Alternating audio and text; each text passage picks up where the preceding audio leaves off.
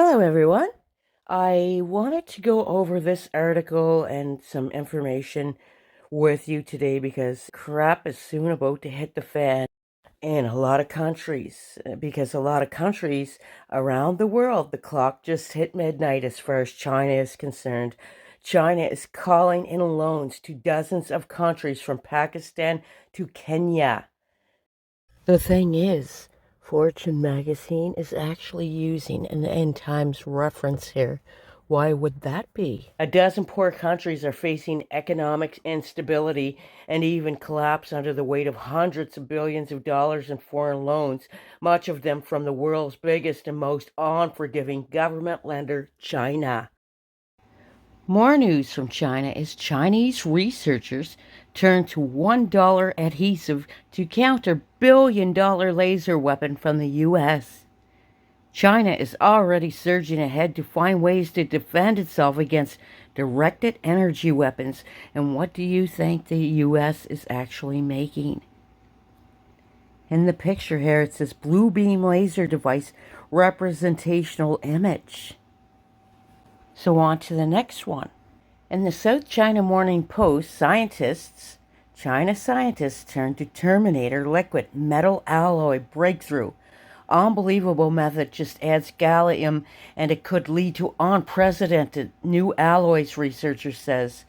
This element acts as a dynamic mixing reservoir for metals while its low melting point makes it easier to use according to paper. Chinese scientists say they have found a way to use a Terminator-like self-healing liquid metal to absorb other materials and create sought-after new alloys that could transform aerospace, medicine, and other fields. Having read an article about this, I would like to give a shout out to our beautiful sister Carol for forwarding me this clip about China's new bioweapon. Shifting focus now to a super exclusive that we're bringing to you here on CNN News 18, and this is as far as China's dirty tricks department goes. We're now learning that there is a new bio threat that China is developing. We're now looking at a research report that has been accessed here by CNN News 18 that goes on to talk about the new bio threat to the world that is being developed by a research organization that has full support of the CCP, which is the Communist Party of China. Anand Narasimhan, my colleague, joining us, getting us more details and putting this in perspective for us. Now, this report, Anand, we've accessed, goes on to again point to the dirty tricks that China has been resorting to. The more important aspect is that this is not a disease. This is neuroscience. So they want to influence the thinking itself of an entire population. And they are using it not in extraneous circumstances, but as a regular form of their strategy. So what they are trying to do is whatever programs or platforms which are human-computer interface programs and mass apps. So they may be using any platform that has got mass application circulation, and they will use it to perhaps brainwash, influence, instigate populations and societies. And the research says that they're going to actively use it as a weapon against adversaries like the United States. There is no reason why they may not use it against adversaries like India.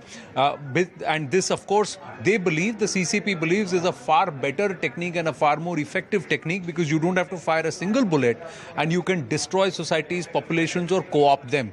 Now, this is also part of data colonization. So one of the aspects that data colonization talks about is that how psychologically you totally influence a particular society and a nation, yes, and or huge amounts of population, and force them to think in a particular direction, and then you ask them and get them to act the way you want them to act without controlling their landmass or territorial aggression. So this is data colonization, and the extended aspect of it is where they are using neuroscience. So it's not, and that's why it's a biothreat. It's a biothreat not because it's a disease for the body, but it's a disease or something affecting your brain where they will absolutely scramble your brains in a particular manner that you'll be forced to think in a particular way.